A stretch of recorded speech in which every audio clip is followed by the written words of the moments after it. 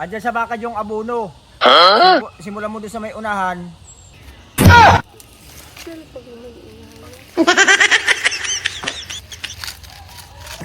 Init na ah. Nanghali lang. Nanginis kasi. Hindi pa nakakapagdilig. Damo na itong tawang ko. Papa, papay ka ng sitaw mo ah. Oo nga ay ang init tapos ay kulang pa sa dilig. Tapos kulang sa ano. Sa abono. Abunuhan mo kaya? Andiyan sa bakad yung abono. Simulan mo doon sa may unahan. Parehasin mo ng pag-aabono ha. Andiyan sa bakid oh. Oo. Ari, ano naman iaabono ito? Ito na lang at ito naman pinang-aabono ko. Pag sinabi nagpapabili sa akin.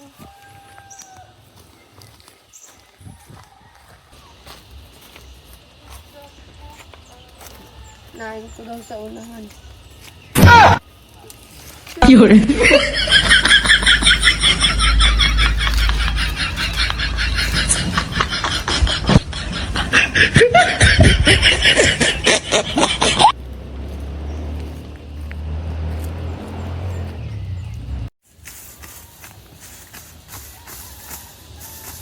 Pa, kulang naman yung pang-abono, kakaunti.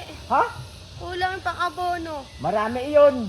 Eh, kulang. Hindi ka na nga lahat nilagyan ko. Oh, ay baka naman lahat mo naman paglalagay ay mamatay yung sitaw natin.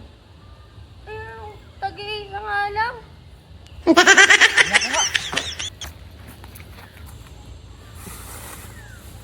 Ay, ito lang yung abono ay. Alin bang iniabono mo?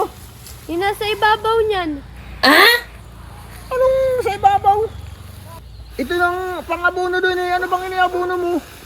Eh, pag nagpapabili kasi si nanay yung inaabono ko yung pera. Pera inabono mo?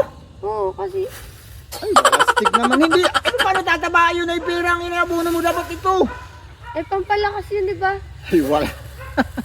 Ay, naman bata ito. Kala ko'y makakatulong ka na sa akin. Ay, wala stick na yan.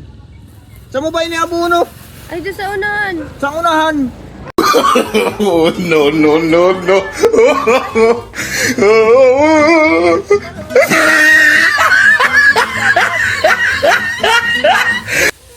Ay, ano ko naman bata ka. Kung ano naman tataba yung halaman natin na yun ang iniabono mo. Ay, pampalakas yan. Palakas. Pambili yan ng abono eh. Pambili pa lang yan. Ito ang abono. Ganito pag-abono. Wala stick. Ganyan oh. Oh. Ang inaano mo nang sinasabi mo naman kasi pag nagpapabili si nanay at kulang ang pera eh. Ay, ano, alam ko abono. Ay, wala stick na bata ito. Aray ko.